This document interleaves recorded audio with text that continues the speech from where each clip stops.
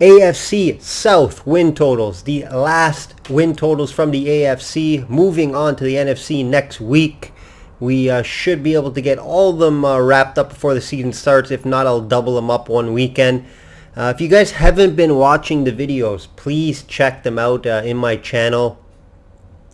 All the other AFC divisions already broken down, so even if you don't bet totals or bet futures, you're gonna get a good idea on changes to teams, updates, how the team is looking going into the season. So check them out. I think there's a lot of good information heading into the NFL season. And just remember always to like the video, comment on the video, and please subscribe. Subscribe to the channel. It helps me out a lot. Hit that notification button as well so you don't miss a video. This is the toughest division in my opinion to call. The toughest division is the AFC South.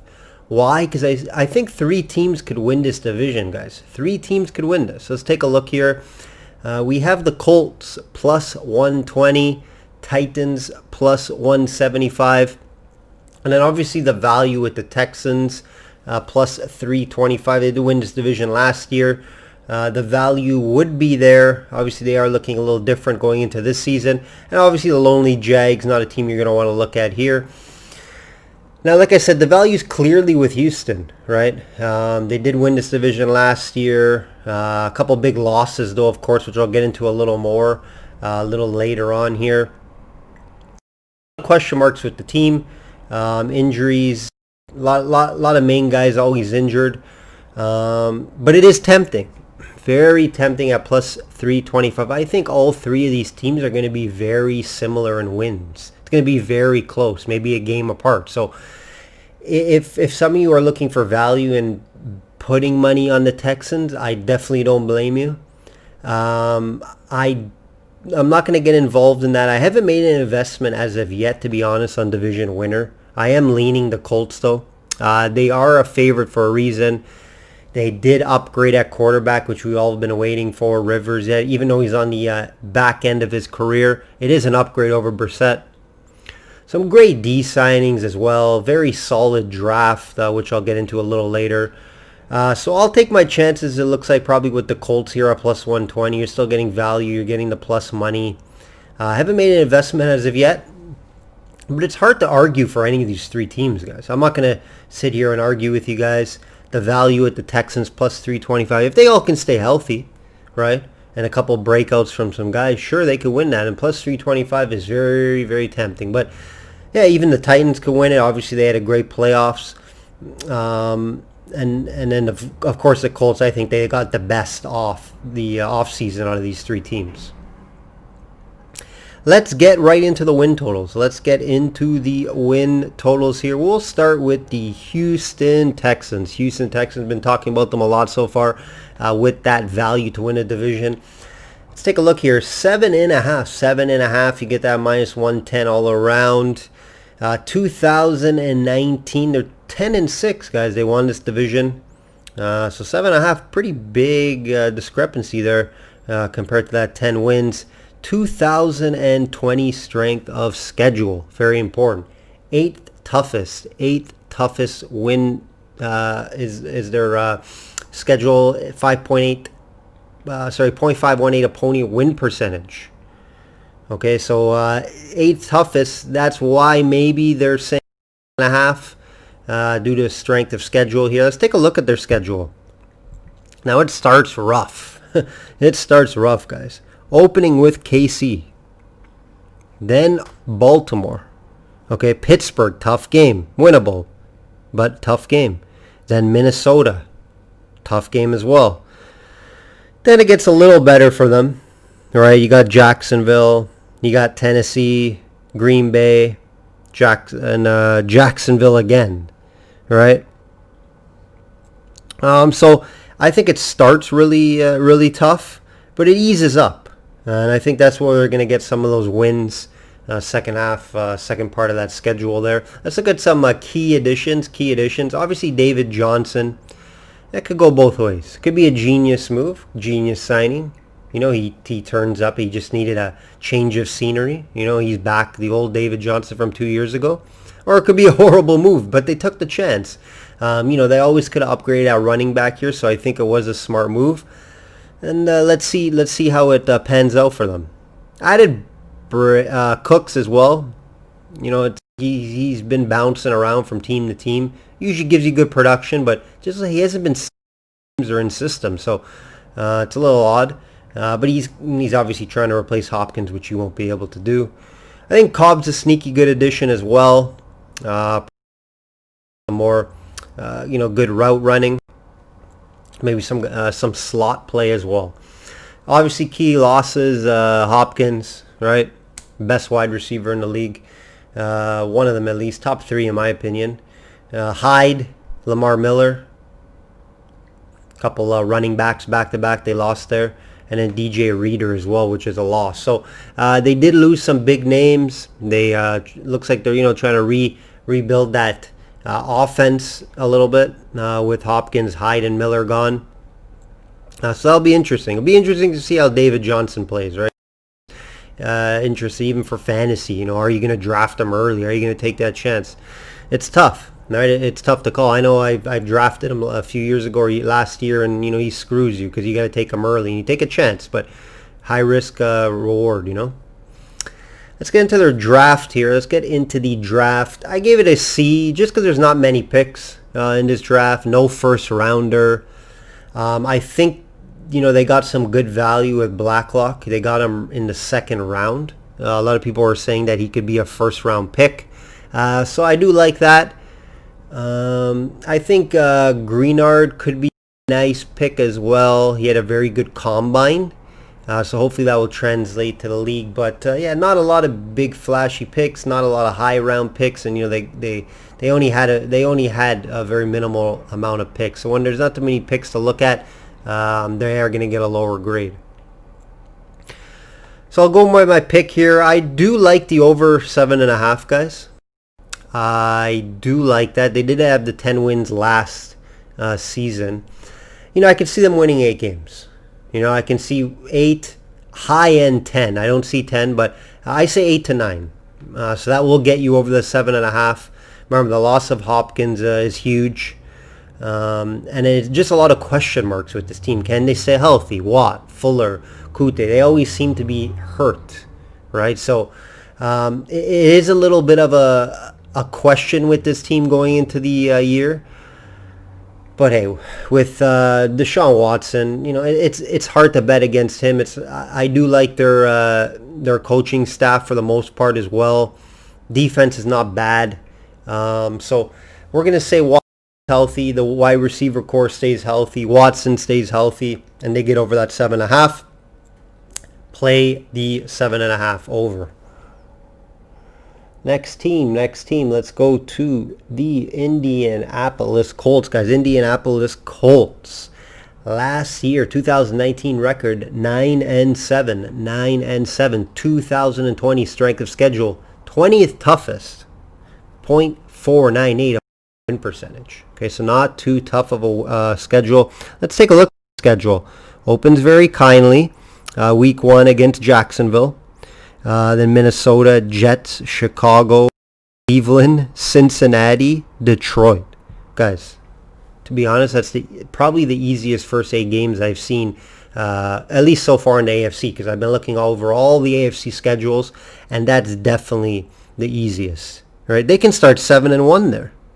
Well, why not? I'm not going to say 8-0. It's tough to say they're going to start 8-0, but they can easily start 7-1, 6-2 at worst. It gets a little harder, obviously, with Baltimore and then Tennessee, Green Bay, and another Tennessee, Houston, Oakland, Houston, Pittsburgh, Jacksonville. So when you're playing Jacksonville 3 times, you probably are going to win all 3, right?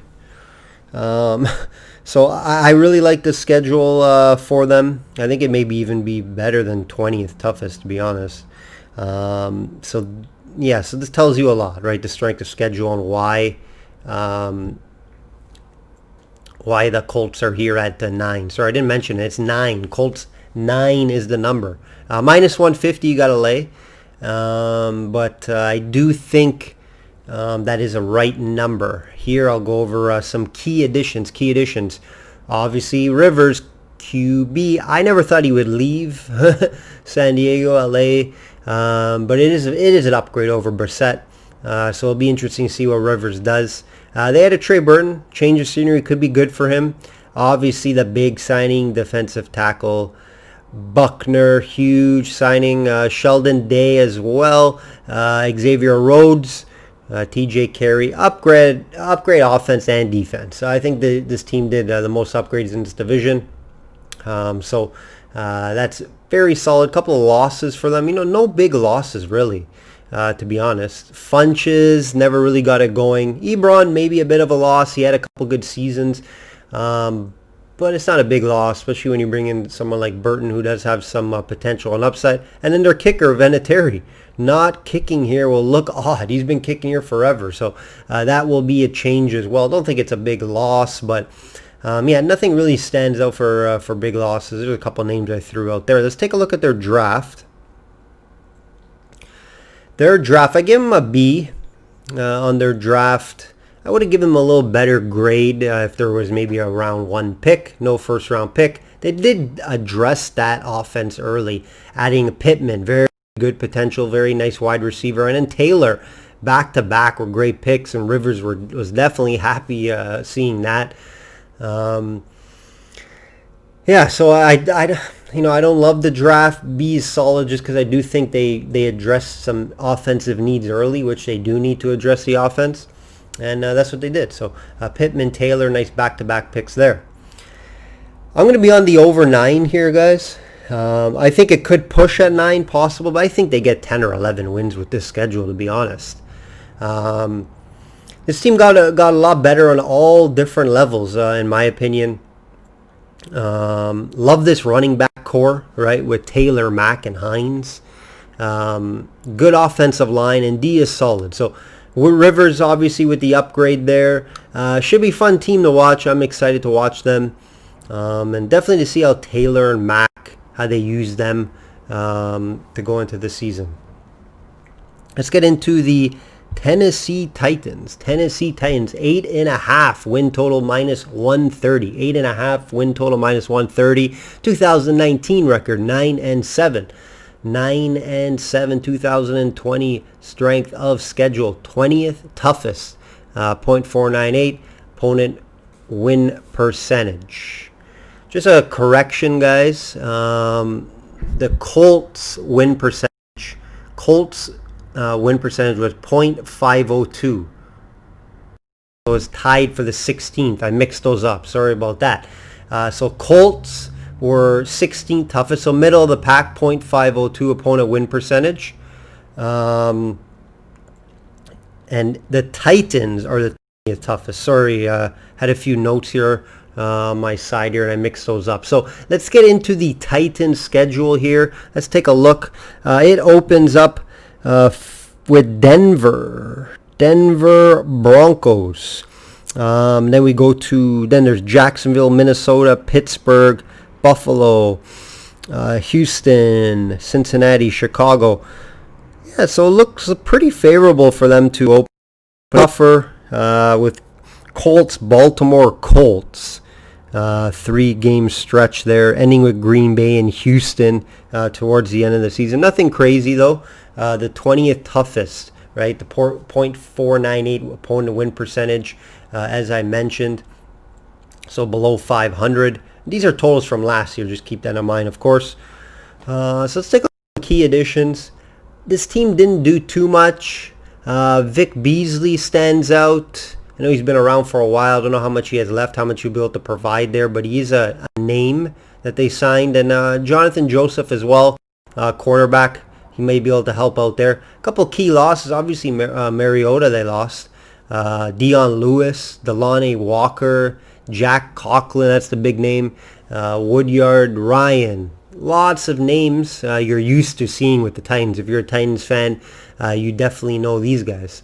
So some big name losses. I don't think this team really got better over the offseason. You can't really say that for who they brought in and who they lost.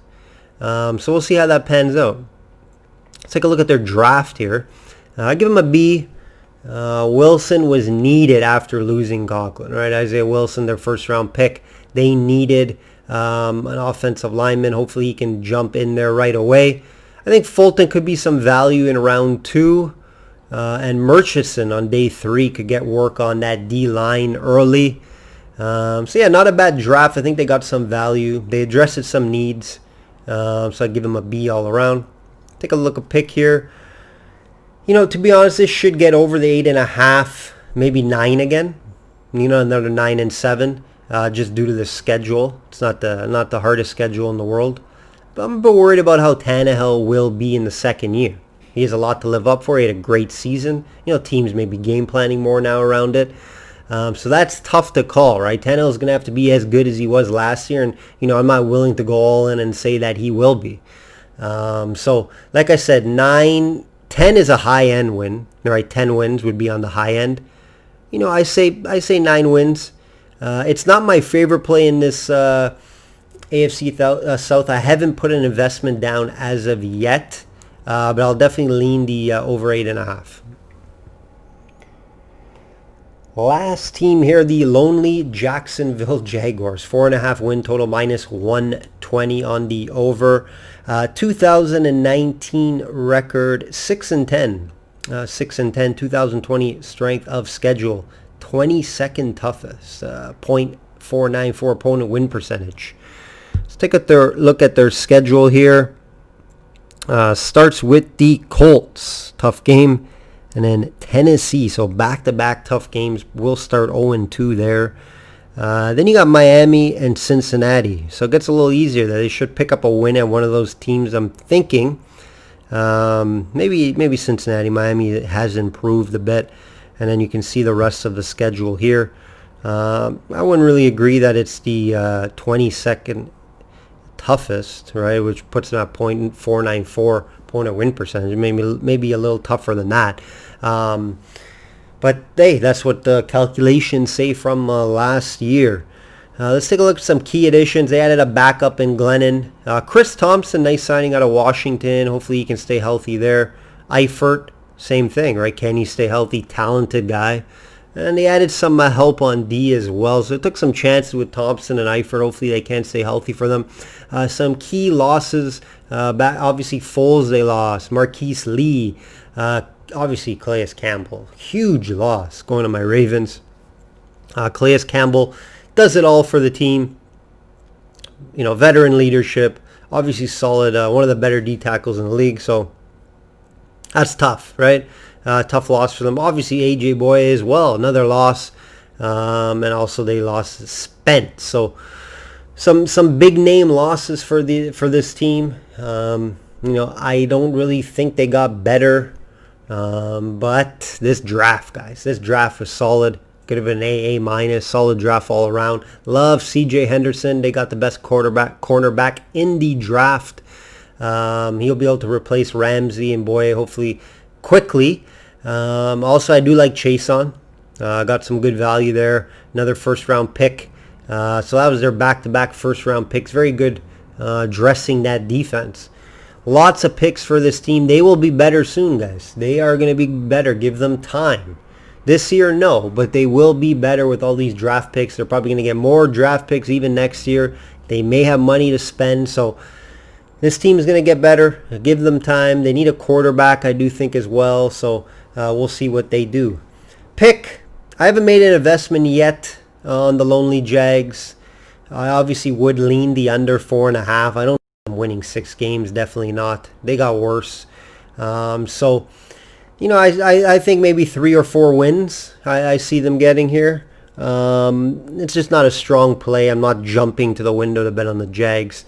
But I'll be betting against them all season, so look out for that. All right, guys, we'll be jumping into the NFC next week. Season's around the corner. Remember, like I said, check out the videos prior in my channel. Gets you ready for the season. If you do like to bet for future investments, check the videos out. You'll enjoy them. You'll get some information, and hopefully we hit some of these futures. All right, guys, like I always say, bet smart and know your limits. Take care and see you next week.